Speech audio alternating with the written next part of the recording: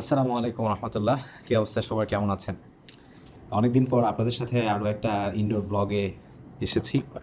আর আজকের ব্লগটা একটু ডিফারেন্ট। সেটা হচ্ছে অপিনিয়নমূলক ব্লগ, যেটা আমি আগে মাঝে মাঝে করতাম। তো আমি আসলে আমার ডেস্কেই আছি। এখন হচ্ছে রাত 10টা 28 মিনিট। তো আজকে যে বিষয়টা আপনাদের সাথে আমি কথা বলবো সেটা হচ্ছে যে এখন কিন্তু কোরবানির মৌসুম চলছে। 2026 সালের মে মাসে আমরা কোরবানির ঈদ উদযাপন করতে যাচ্ছি সম্ভবত 28 তারিখে। তো এখন কথা হচ্ছে, আজকে আমি গরুর হাটে যাওয়ার সৌভাগ্য হয়েছে দীর্ঘ 1 বছর পর। আর প্রতি বছর আলহামদুলিল্লাহ আমি নিজে চেষ্টা করি গরুর হাটে যাবার। তো গরুর হাটের পরিবেশটা সত্যিই, যদিও একটু একটু অনেকের কাছে ইরিটেটিং মনে হতে পারে, কিন্তু আমার কাছে এটা আসলে একটা এনজয়ফুল জিনিস।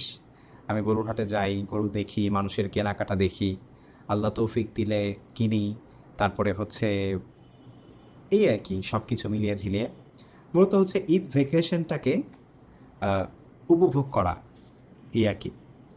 তো আজকে একটা জিনিস পরখ করলাম, আর সেই পরখ করাটা হচ্ছে যে আমরা যারা কোরবানি দিই, আমাদের মধ্যে আল্লাহকে সন্তুষ্ট করার চাইতে সবচাইতে বেশি যে জিনিসটা কাজ করে সেইটা হচ্ছে লোকে কি বলবে। আহ, আমি এত ভালো অবস্থানে আছি, আমি যদি এখন এত ছোট একটা গরু কিনি তাহলে আসলে কেমন লাগবে, বা আমার অনেক টাকা, সো মানুষকে দেখানোর জন্য আমার মিনিমাম 2-3টা গরু কিনতে হবে। তারপরে হচ্ছে ভাই, এই গরুটার ওজন কত হবে? আচ্ছা, এত হবে, তাহলে এই দামে যদি এই গরুর, আপনি এই ওজনের গরুর দাম চান, তাহলে কি আসলে ঠকে যাব না? এখানে দেখুন, এই বিষয়গুলো যদি দর্শনের দিক থেকে দেখি, তাহলে আমার কাছে ব্যক্তিগতভাবে মনে হয় যে যেহেতু আমরা কুরবানিটা একমাত্র আল্লাহ রাব্বুল আলামিনের রাজি খুশির জন্য করছি এবং তাকে খুশি করার উদ্দেশ্যে করছি, আমাদের তরফ থেকে কুরবানি করছি। সো আমার মনে হয় না প্রথমত আপনার এটা লোক দেখানো উচিত, বা আমার এটা লোক দেখানো উচিত, এবং এটাও উচিত না যে লোকে কি বলবে।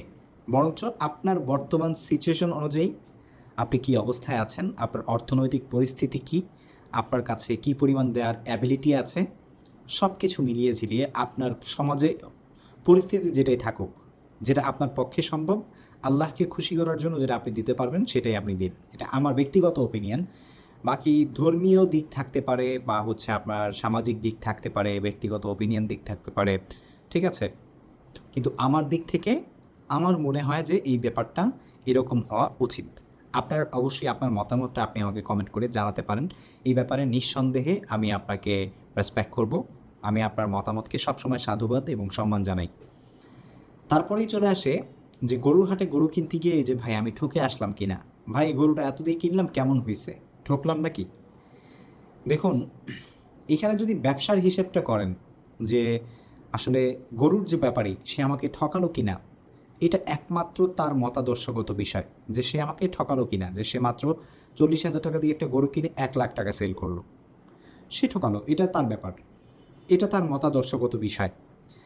কিন্তু আপনি ঠকলেন কিনা এই বিষয়টা হচ্ছে আপনি আপনার দিক থেকে চেষ্টা করবেন যতটা আপনার মধ্যে যোগ্যতা আছে একটা পশু পারচেজ করার, সেই যোগ্যতাটাকে কাজে লাগিয়ে যতটা সম্ভব আপনি আপনার পক্ষ থেকে ভালোটা কিনে আনার চেষ্টা করবেন। কিন্তু তার মানে ব্যাপারটা এইরকম না যে আপনি ব্যাপারটা এরকমভাবে ভাববেন যে আমি এটা কিনলে বস্তুত এই পরিমাণ হলো, তাহলে তো কম হয়ে গেল, আমি ঠকে গেলাম।